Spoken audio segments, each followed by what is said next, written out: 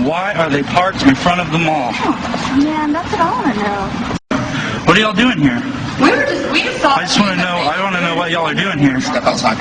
Will you tell me what's going on? I will be more than happy as soon as you step outside. Sure.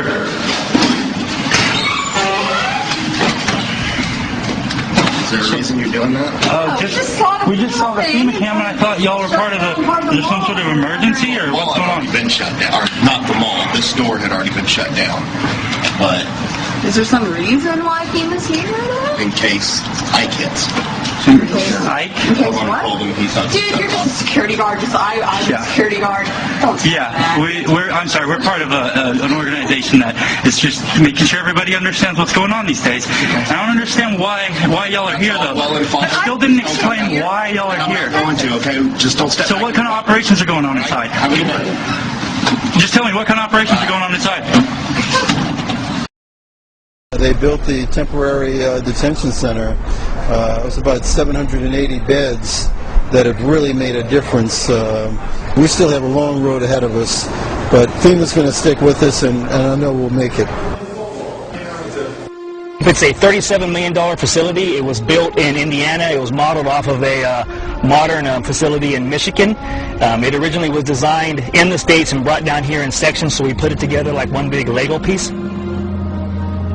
Then people started noticing on the backs of flatback rail cars these little 1- and 2-person mobile concrete jail cells.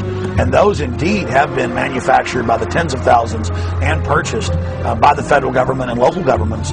And they've been stockpiling on county, city, state, and federal land hundreds and hundreds and hundreds per site of these little mobile concrete jail cells. So there certainly is a buildup of that type of equipment.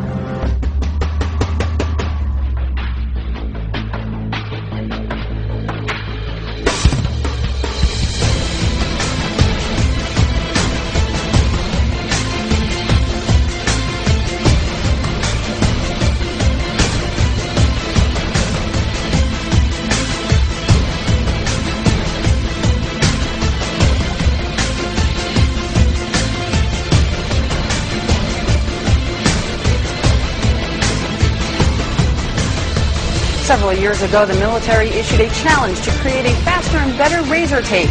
They wanted a barrier that would be at least 50 inches taller than the standard fence and one that could be deployed faster than 30 man-hours. Ulster County-based Cobra Systems is getting ready to ship the first batch of its express razor wire to the U.S. military. The system allows soldiers to lay hundreds of yards of wire from the back of a vehicle in just a few moments. This is more of an action of a country that has gone absolutely berserk, that they feel that they would have to jail their own citizens, that the government would fear its own people so much that they would be talking about detaining people or incarcerating them or vetting them or investigating them or whatever. This whole thing has been turned on its head. So anytime that you can demonstrate the power of government and you want to condition people into a way of thinking or to intimidate them or make them fearful, do actions that are going to put the fear of government and authority in people's hearts, strike that chord and make them shut up. Just when people in this country should be doing exactly the opposite, because I don't even recognize this country anymore. Attention, attention, attention. American forces are here to help. Remain calm. We will not tolerate civil disobedience.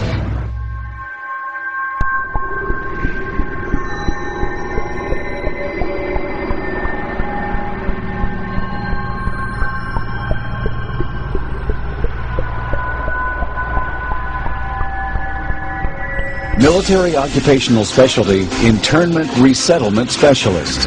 This MOS plays an integral role in providing a uniform system of handling prisoners and detainees. Trained as Internment Resettlement Specialist to control and supervise detainees to ensure their humane treatment. For this job, the Army will train you to use specialized equipment to monitor activity, to conduct searches, and to inspect areas where prisoners work and live. Here, you'll train to in-process prisoners and detainees and to brief them on their rights. After your initial entry training and advanced individual training, you'll work long hours, day or night, in a garrison or field environment, where you may practice emergency procedures, detect and confiscate contraband, and escort prisoners outside the facility. Military Occupational Specialty, Internment Resettlement Specialist.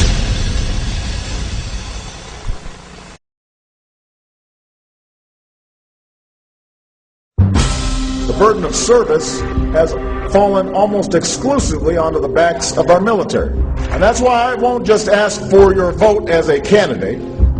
I will ask for your service and your active citizenship when I'm President of the United States. Citizenship is not an entitlement program. It comes with responsibilities. A young person joining our military must know that we will only send them into harm's way when we absolutely must. We need to ease the burden on our troops while meeting the challenges of the 21st century. People of all ages, stations, and skills will be asked to serve. Because when it comes to the challenges we face, the American people are not the problem, they are the answer. We cannot continue to rely only on our military in order to achieve the national security objectives that we've set. We've got to have a civilian national security force that's just as powerful, just as strong, just as well-funded. Everybody somewhere between the ages of 18 and 25 will serve 3 months of basic training and understanding in a kind of civil defense. That universal sense of service, somewhere between ages 18 and 25, will give Americans, once again, a sense of what they are to be American and their contribution to a country and a common experience. We were taught, my brother and I, is that you have an obligation to give back. That's why community service has been such a big part of my life. Our troops need to know that we're making the same commitment to this country that they've made. I love Obama.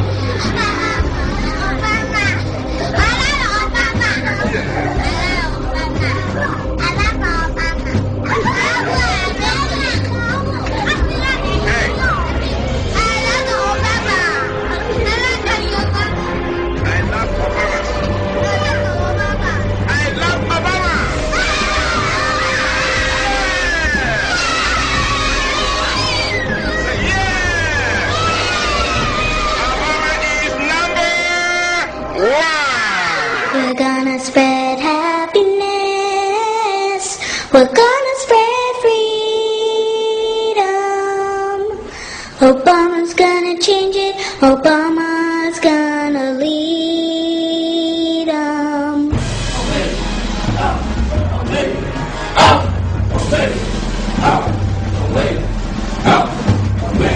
Since then, even the New York Times has reported that they're training the Boy Scouts now with Homeland Security to, quote, take on disgruntled veterans and gun owners in, quote, seek and destroy operations. And they had photos in the New York Times of these kids dressed up in Homeland Security outfits going after veterans and gun owners.